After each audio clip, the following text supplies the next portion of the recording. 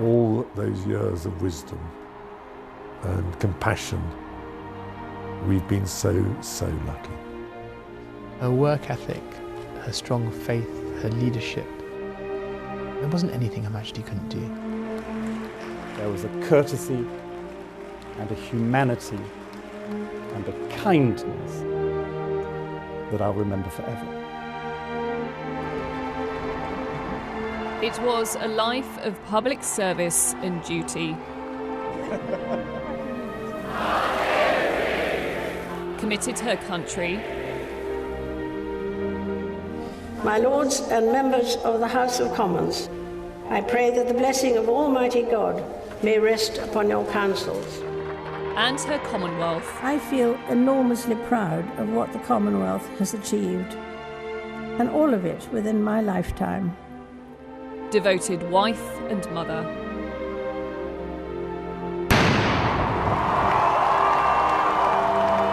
A constant figure of national pride as the world around her witnessed extraordinary change.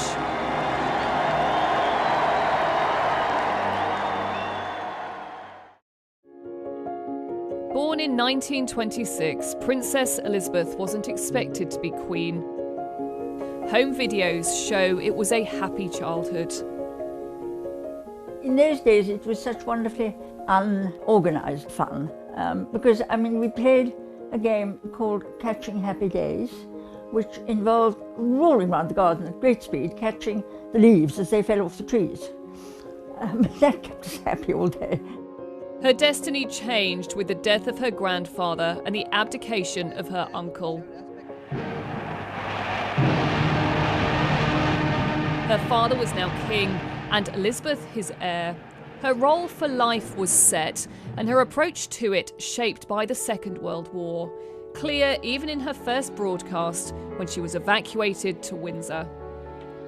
My sister Margaret Rose and I feel so much for you, as we know from experience what it means to be away from those we love most of all. The keep calm, carry on philosophy was absolutely embedded in her, I think. The Princess became a member of the ATS. She joined the Auxiliary Territorial Service as others went off to fight. Lieutenant Mountbatten seems glad to be back at work again. Wartime also sparked the most important relationship of her life. She kept in touch with Prince Philip by writing letters. And in 1947, they got engaged.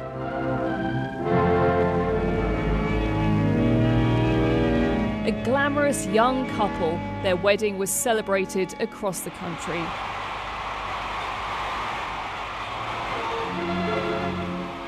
Soon, Prince Charles was born, followed by Princess Anne. They're taking the places of the King and Queen who would have gone but for His Majesty's illness.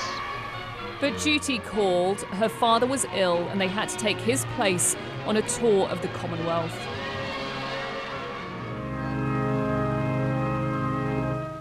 To the stunned heart of London and to the whole Commonwealth came the tragic news from Sandringham of the passing of a beloved sovereign, King George VI. In a remote lodge in Kenya, Prince Philip told her the news. She was now Queen. All accounts say that she gulped, gathered herself, a grieving daughter, but also now the Queen, in a way that she could never have imagined, and of course in her early 20s at the time.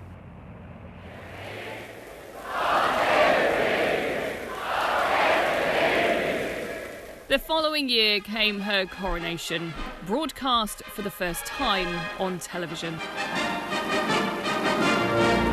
She was very conscious of the fact that she needed to be out there, to be visible, going right back to televising the coronation.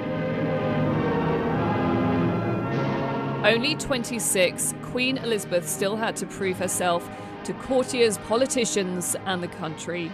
Years later, she described how it felt. In a way, I didn't have an apprenticeship. My father died much too young. It was all a very sudden kind of taking on. And making the best job you can.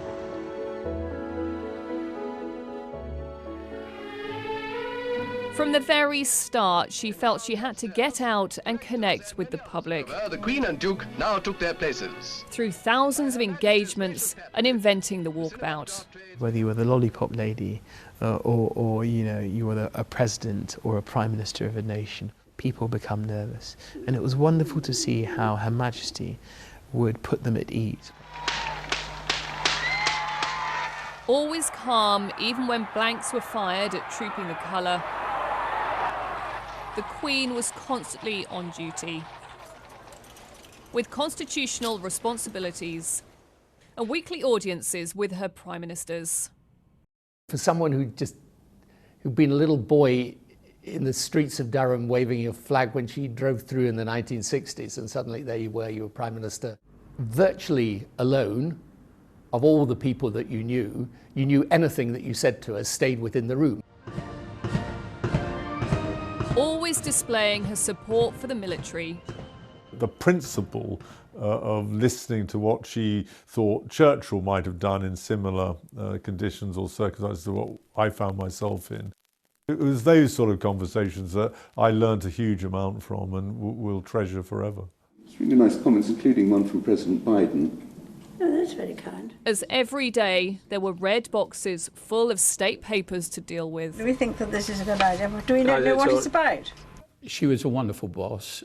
We used to put up a red box every evening, and we knew that she would have been through them and it would be back on our desk the next morning at 8 o'clock.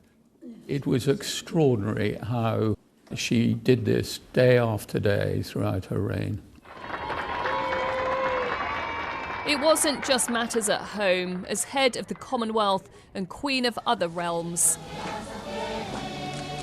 she travelled more than any other head of state. I remember going to Uganda for the Commonwealth Heads of Government Conference, and from the airport to the hotel, I don't think I've ever seen crowds like it.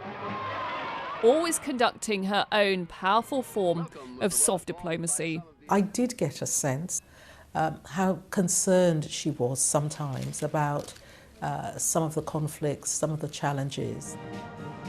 She can have a personal conversation which, you know, helps to move on some really quite difficult and tricky political moments. I think we haven't kept you waiting. Very nice to see you again. Yeah. They melt around her. And I've seen the strongest men just literally sort of become putty in her fingers. They are all in awe of her.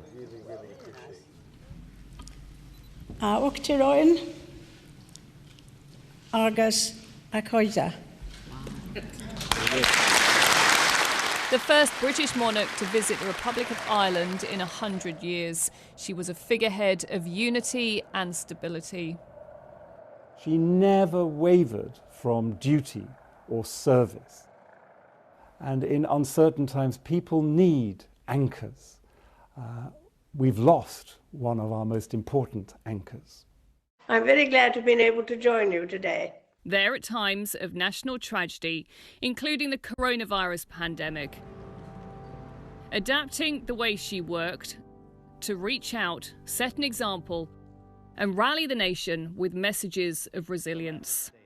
We should take comfort that while we may have more still to endure, better days will return. We will be with our friends again. We will be with our families again. We will meet again. Her Majesty is the warrior queen. She has done it. She's been there. When Her Majesty dressed the nation, it's the empathy. We're all in this together, but it's going to be okay. My grandfather broadcast the first of these Christmas messages. Her Christmas broadcast every year was her chance to send a personal message. It's no surprise that families so often treasure their Christmas routines. Because behind the formality was an utterly devoted wife and mother. Prince Andrew, 5 last February, probably feels quite senior now that he has a baby brother. The family is very close together and we do enjoy spending time.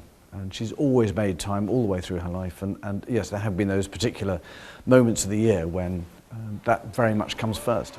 When we were very young, obviously, it was it was harder for her to have so much time. And we were obviously living elsewhere as well, so we were never really all together in the same place. But whenever we had the family moments and we met up, she'd be very keen on watching what the children were up to. And I think there were moments when she loved the noise and running around the house. It kind of brought the house to life, and it kind of made the real family atmosphere. I think that'll be strong enough. Try that one up there. We see this is strong enough to... Get off. I wanted to say. While she was head of state, Philip was head of the family and a huge support. Come around this side. Nasty feeling, isn't it? Another brown They were a couple with a different relationship than many people have. But he learnt to live with that. It's difficult to be a monarch with the degree of responsibility that you have without a very good partnership to back you up. When there were tough moments, if he was around, it was hugely important.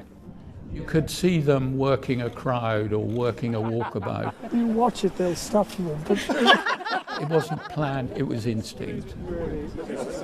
They both had the same metabolic clock, I think. In 2021, she said goodbye to her beloved husband and dedicated consort.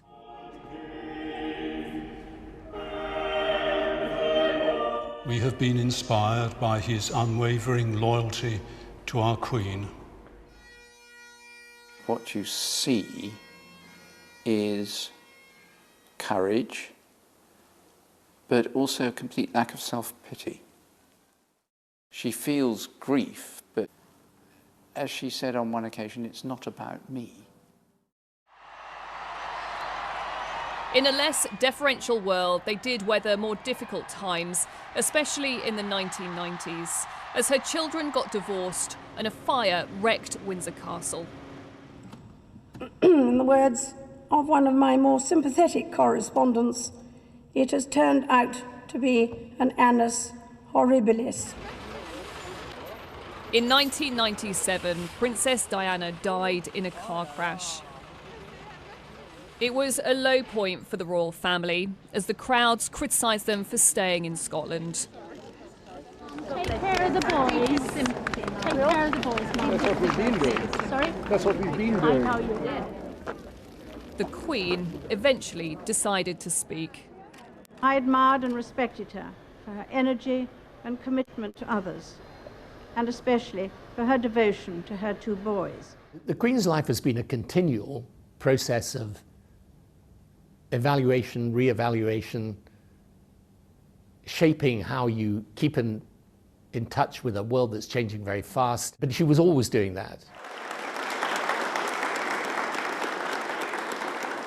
In recent years, the Queen led the monarchy through more turmoil, with the Sussexes leaving and Prince Andrew facing sex abuse allegations. She rarely showed emotion in public. Privately, she was known for her genuine warmth and kindness. One of my predecessors said, you never come out of your morning session with the Queen feeling worse than when you went in. She was always worried about you and how you were. That must be quite difficult to do. You know, and how your family were. You stick all these things in. We were up shooting one day up in Balmoral, and the weather changed in the afternoon. So I took my raincoat, wrapped it round, I gave him my scarf and my gloves, and as I walked away, I cheekily took my flat shooting hat off and put it on top of her headscarf. 3 weeks later, she called me into her office, and she'd had this photograph developed and put in a beautiful frame for me, and she said, I thought you'd like to keep this as a souvenir of that very funny afternoon we had up in the hills of Scotland. It's one paw. That's it. She was never happier than when she was with her dogs and watching her horses. Oh, she does relax with racing folk. Yes, definitely. Has won for Her Majesty the Queen. When she gets to racing folk, you can see the shoulders drop. You can see her. Somebody I know, somebody I've got something in common with. And she does maybe spend a little bit longer with them. I do remember that suddenly there was a huge fight going on amongst a number of corgis. She waded in and she got bitten in the process, but she sorted it out. just sometimes we would see a glimpse of her sense of humour. Careful what you wish for. Oh, really? Please. Boom. As she shared the screen with some of Britain's other biggest stars. James Bond at the 2012 Olympics. The two figures disappeared out of the helicopter. Harry, in complete incredulity, just shouted out, "Go Granny." And Paddington Bear for her Platinum Jubilee. I always keep one for emergencies. So do I. I keep mine in here. Oh. For later. Thank you. For everything. That's very kind. As the Queen grew older, the whole country would come together to celebrate her milestone moments.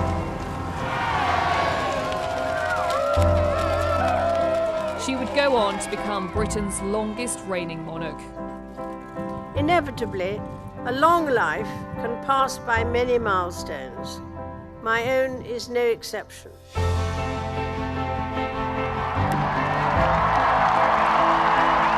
And the first to mark a Platinum Jubilee. Her family increasingly expected to step in to support her.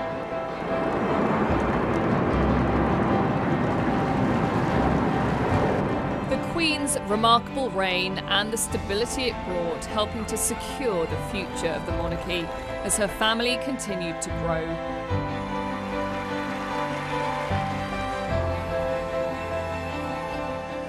Throughout her life, honouring to the end the pledge she made at just 21.